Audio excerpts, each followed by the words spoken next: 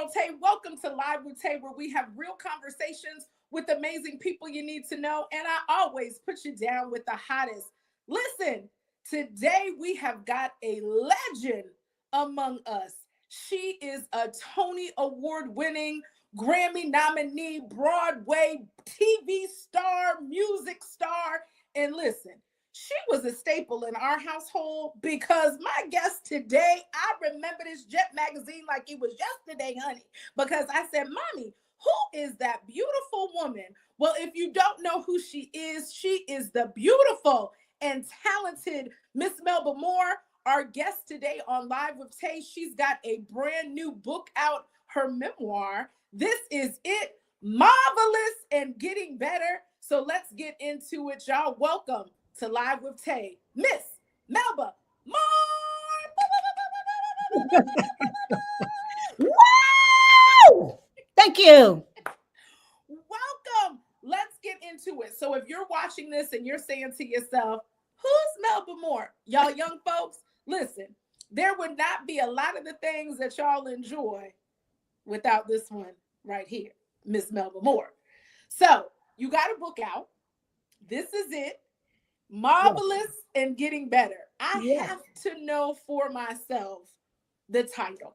Why this title?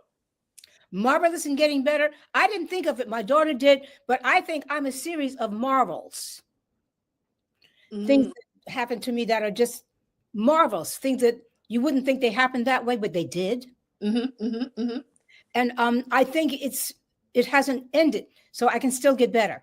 Yeah, I love it. I love it. I love it. And so you just celebrated a birthday. Happy belated birthday not too long ago. And listen, you're still out here making music and telling, just being fabulously you. I love you on social media because I think I was in somebody's chat and they said, I think Melba Moore just commented. And we were like, yeah, she does her own social media. Like she's out here networking and doing it with us out here on social media. Yeah. So what made you decide now to go ahead and put out a memoir regarding your life and the obstacles, the highs and the lows that are Melba Moore? Well, I really can't take the credit for that. But like everything else, you get the best information about yourself from somebody else. And usually from the next generation. It was my daughter. I said, Ma, everybody got a book but you. I love it. I love it. And speaking of your beautiful daughter, she is her mama's whole face, honey. She definitely is just a powerhouse in herself. And so as a mother, being able to write this amazing memoir is something that she will have, and your grandchildren, it'll live on forever and ever and ever. What is it that you want those that love you and your new fans that you'll get from this book to know about you as a mother? Well, as a mother, okay. That's important. And I hope that my daughter agrees because she'd be the judge of this. Well, I think becoming a mother, however many children you have, if they're adopted or not, you learn to think outside of yourself. Not just the box. We're being taught to think outside of the box and be creative, but it's not important if it's only about you.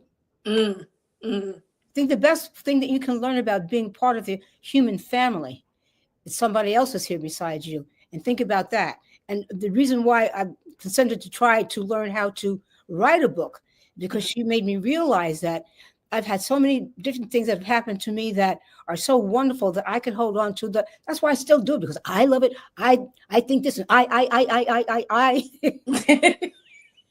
need to take stock, stop a second, let things kind of lay out and create a documentation of what's happened so I could appreciate it. And then I could also look at it from the other people that have been involved in my life. I can say thank you to them in a way that perhaps when I was going through it, I couldn't. Some of the things that have happened that caused me terrible devastation that I blamed them for, and it was their fault. Right. It's still your fault. I can see my fault in it too. Yeah. because the hurt is not so close to me now. When you're going through hurt and bruising and things have really just been torn apart, you can't really think about anything else except how do you survive this? How do you get it back together? Who's going to help you? Because you can't do it by yourself. Mm-hmm. Yeah. So when you get it all together, you say, the first thing you want to do is say, well, can't do that. Right. You just got to take a step back and just. Yeah. That's what this allows me to do. No, I love it. And so for anyone watching, Melba Moore has won a Tony Award. You've been on Broadway. You've had your own show, The Melba Show. You've sung with some of the greatest. You've got dance music, like I told you at the beginning. I remember we had card parties. My mom and daddy had card parties, and I remember being the DJ playing Melba Moore. It just brings back memories. And so to write this book, even if you are not a fan and you're like, I've never heard her music or anything like that, your book is one of continuing to bet on yourself and getting back up after obstacles break you down. And I would say that's really the ongoing theme in the book. And in case you haven't heard my music and you're too young, each chapter is named after one of my hit records. So once you read the book, got to get the book first. Go and Google the songs that your parents listen to. Yeah. And bring them back. I feel a TikTok sensation about to go on, but we'll get into that. I feel it. Hope so. Listen, TikTok is ridiculous, baby. Listen, they don't even know all those octaves that you've got. And so, with that being said, because you have had some highs and you've had some lows, what has been your motivation to keep going? Because let's just be real. In a world where, especially right now, a lot of people may have been laid off from jobs. Maybe there's been things that have happened and they're thinking, you know what? Is this it? Is this all? Have I done all that I was supposed to do? You have been that person that have had a high, you've had a low, you've went back high, and you just keep going. What has been your drive to be able to do that? Because most people, they wouldn't be able to come back from some of the things that you have definitely come back from. I wouldn't have either, but people always helped me. When you said that, I thought about the people who can't eat now because of the decisions that have been made by the White House. They don't have no food. The families have been destroyed in some cases. They have no homes. And I think about them now, not so much. I can go back and remember what happened to me and remember that now somebody helped me always. Somebody brought me through. When I was so devastated, it never happened to me before in some particular times. So I didn't have a clue where to start. You have no money, you have no home, you're isolated from your friends. Your friends have been told terrible things about you, so they think these things, so they don't come to your aid. I mean, I'm thinking about people now who have absolutely no help. Yeah, I can tell a wonderful story now. People have helped me recover. I got my new hit records coming. I got a new hit book. I can pay my rent. But what about the people now who don't have that? If they're not able to buy the book and somebody can tell them about it, or they hear about Melba Moore, I hope they know that God is on the throne. He is here. He's the only one who can really help you. And he will send somebody to you. If you can't do nothing, say, Lord, help me. Lord, help me. Lord, have mercy. That will work. Yeah.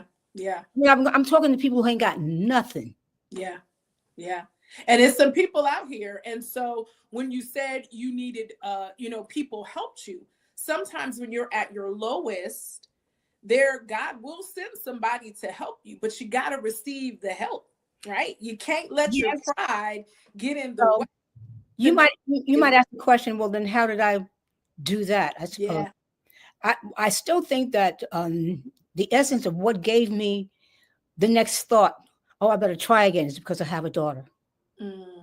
Something that's outside of yourself. If you're by yourself, I just hope people will come and help them, because I don't know what to tell you. If you're all by yourself and there's no one to come to encourage you, I don't know how you're going to make it. Somebody always does, because God is good. All the time. Yeah, yeah. It may not be what you want, because I remember getting homeless for one of the times. It's been more than one time, but then I was called out on the road to do my first gospel play, and I was in a group of people who were all saved saints. So I had become born again, but I didn't know that I had, because it didn't happen in the church. Okay. All I know is that God was on my mind all the time. So I know that's what saved me, but I didn't know that then. Right. I can tell you now, if God is on your mind, just stay right there. Something good will happen for you. I can tell you that now. Yeah. And so I got called back out on this tour, and I've been evicted. My daughter had run away. I only have one daughter. Right. So right there she yeah, goes. there she is. There she Yes. is. You can see I have her back now. And as I said, she spearheaded writing this book. But at that time, and I'm trying to think in terms of people who are going through these things now. You are just devastated. You can't use your intelligence. You can't. I mean, you may be a born again Christian. You just can't think of nothing. Yeah. So, but things, if you just stay alive. Yeah. Yeah. Before I got evicted, I did have a phone, and I got a telephone call. They Right. take one thing at a time. I was, in the early stages of oppression, depression, suppression, all of the things that attack you. And somebody called me out on the road to do this play that lasted for 2 years. So that meant I didn't need to have a home for 2 years. That part. So he took care of you. So, Yeah. even if that 2 years spread, not only did you have food and shelter and money coming in, Exactly. then it gave you 2 years to kind of, okay, well, what's going to be Get the plan when precise. this tour is over? And Please. so, Yes. but you had to bet on yourself. And something that, as I've read through the book, you always continue to bet on yourself, no matter what the situation occurred. A lot of times when things happen to us, we're human, right? We're going to have a little bit of a pity party. You're going to have oh Lord, how did this happen? Oh, I had that, when I was not so devastated that I could cry, because I know people are in a situation, you just are dumbfounded. You don't know, you can't even cry. But if you can, do that. It helps. Get those tears out. Yes. But what made you keep showing up? Because it's not like you said, you've had obstacles that continue to happen, right? You go a little bit, something else happens. But in between, some great things happened. I got to say that too. Thank God they weren't back to back. So I always had an opportunity to pick up and start again and get something established. So I think that also accumulates now into, I have this great reputation. That for all of these things, those things have lasted. So this is the overall opinion that people have of me. Now with the book, they'll have some surprises, say, oh, that happened. But the main thing they know is that I have survived. Now they'll know I'm a survivor. Then they will learn, oh, this is how you survive. And that's so crucial, because I think anybody watching, again, this is the legendary Melba Moore, who's got a new book out that's called This Is It, Marvelous in Getting Better. And it is a book that is going to help you get tidbits and real life. She's not fluffing anything. She's telling you, this is my story. This is what I went through, and this is what I did during that time period. And I just love the fact that you're being authentic and telling your story. We're in a time where social media, so much of us, people show up and then be so broken in the background, right? And you don't really know what somebody is dealing with, right? And I think in your book, you encourage people, you've got to be real with yourself first. Yes. And I know I've been encouraged by some people not to tell some of the lower details, but you cannot have a victory without a downfall. And then it's not going to ring true, because people live real lives, and they don't have to be as dramatic, perhaps, as it happened to me, but it is for whatever situation you're in. I mean, I went on stage the other night, 2 nights ago. I thought I was going to die. I was so scared. What? Not Melba Moore. Right. And now after 50 years, you think, but this is true life. So I don't want to tell something that, even, a young person who hasn't had any real serious downfalls can tell. That's not real. That's not authentic. I don't want that. No, and I love it. And so, speaking of which, Melba is not out here with not only a brand new book, but you are still out here giving us hits and everything and performing. And so I love it. And so for you, when you say this is it, marvelous and getting better, what have you been up to? Because you've been doing some things out here. Well, mainly what I do is to sing and to stay on tour. I'm going to be on tour with Climax and Karen White and Shirley Jones soon. I'm doing a one-woman show at South Orange Performing Arts Center in New Jersey. Okay. New Jersey. I'm going to go out to someplace way out west, Oklahoma, or someplace like that. Okay. Well, y'all follow her on social media because she posts her stuff. She will keep us posted about where she's going. Yes, that's the best thing to do because I won't remember everything right now. Because the book tour and the promotion of it really takes me into a lane that I have not been in terms of talking about not just details, but you journalists, you people who speak and think all the time, there has to be a synergy. Yeah. There has to be a theme there, and you have to go from one thought to the other. You can't lose your train of thoughts. You can't do that. You can. Nobody's. You go show up and you go have a good time on this book tour. Absolutely. Able to connect with some amazing people that just love on you, right? I think that. I was in an interview with somebody else, and they said it's a shame that people wait until people that they admire are no longer with us to then profess your love about, oh, I love this one, this one, this one. Well, did they know while they were here and able to receive the love? So if that's you, I think that's what my daughter was saying too. Don't pass away and then let somebody write your story. You do it.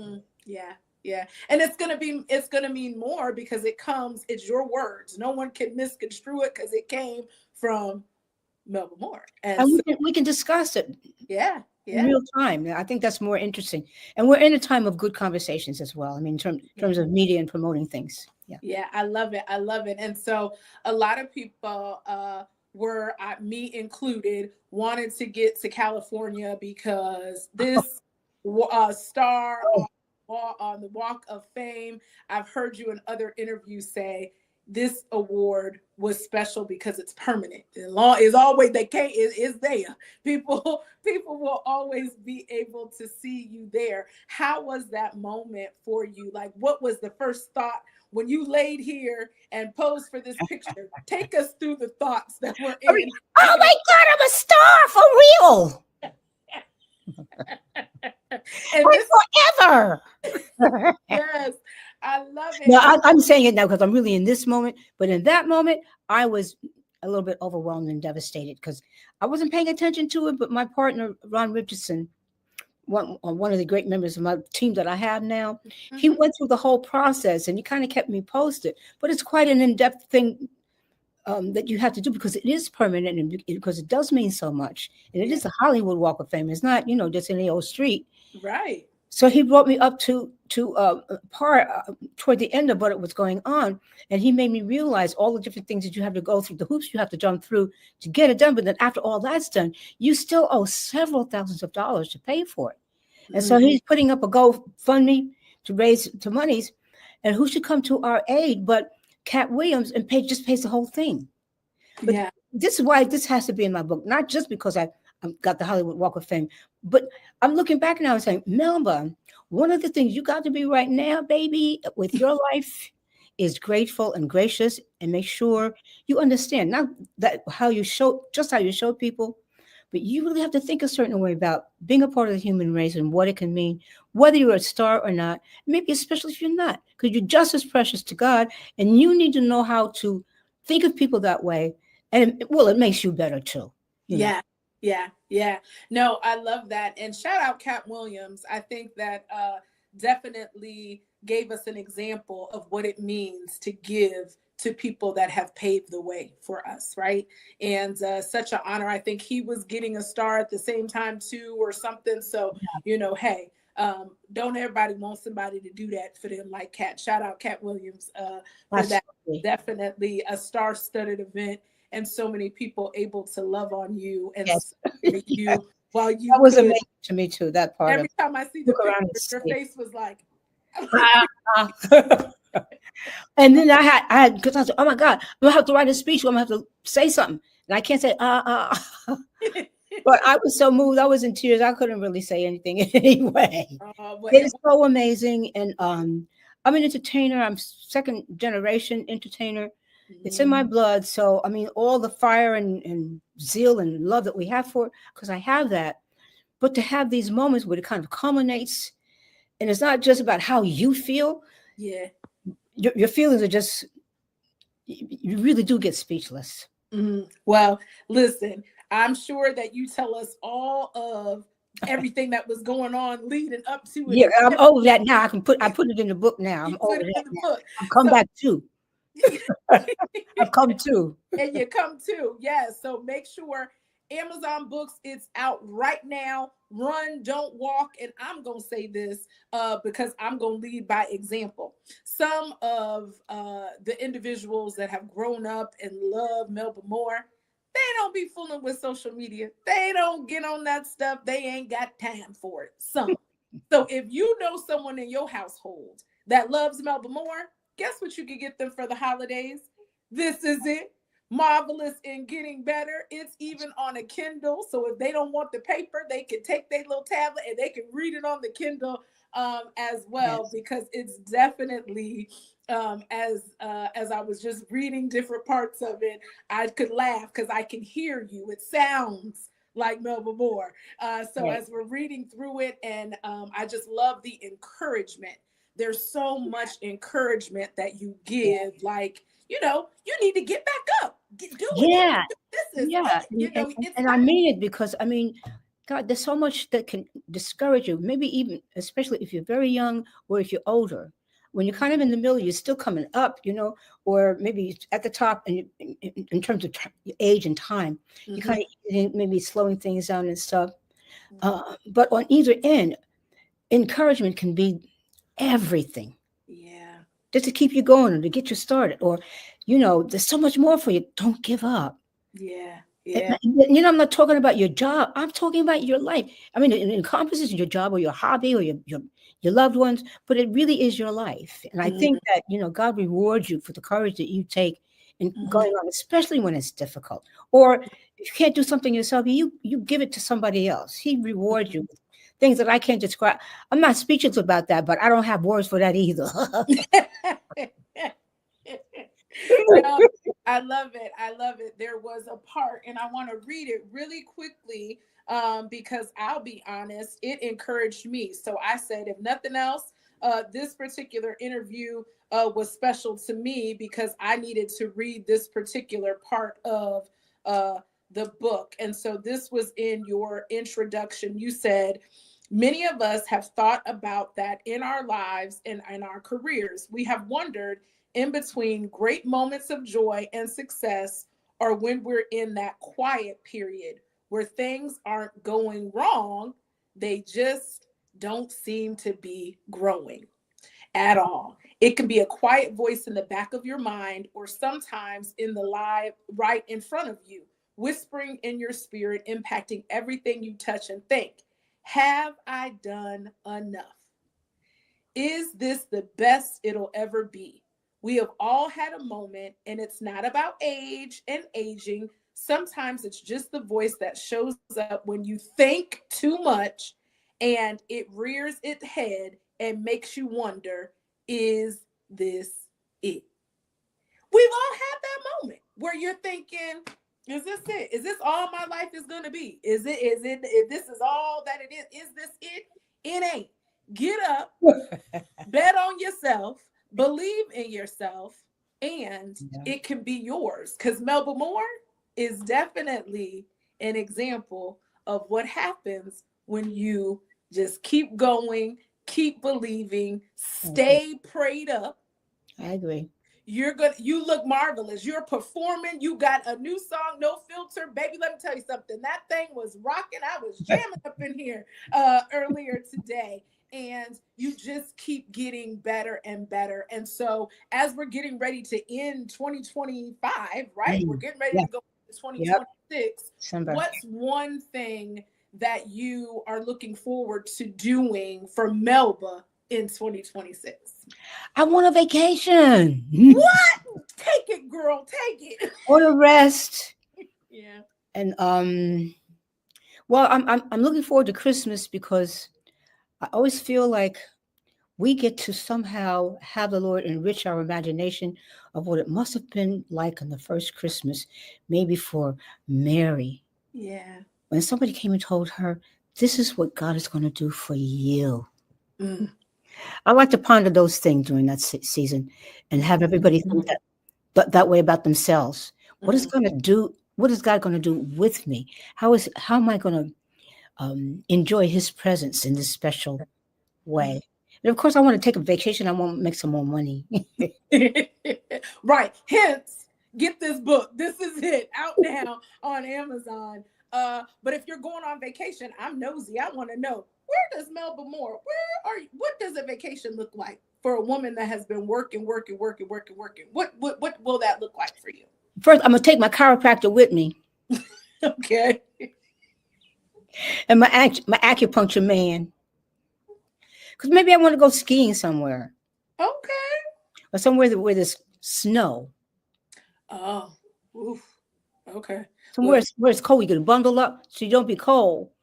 But you can feel like, oh my God, this must be like what it be out, like when you're like not outer space. But not where it's always so comfy and warm, but where you have to wake up. Okay, somewhere cold. One thing I know about it, you're gonna have a fierce outfit on. Because one thing about we're gonna be fashionista now. Now this, because I saw your birthday party. I said, come on now, come on, dress.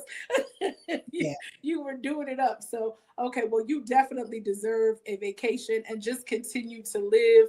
What a joy it is to be able to have a life where you're doing what you love and what you know God purposed you to do. So keep performing, keep being a light to so many of us, old fans and new fans, because you definitely are marvelous and getting better and better and better. And so, y'all, this is our time at Live with Tae, where we have real conversations with legends today, like Melba Moore, and make sure you run it up. Make sure you get her latest memoir that's out now on Amazon. This is it. Marvelous and getting better. Melba Moore, thank you so much. And until next time, y'all, if you enjoyed this episode, which I know that you did. Absolutely. I know I did. That part. Thank you. Go ahead and like, share, comment in the comments. And you never know, Melba Moore might just answer your comment. Until next time, y'all.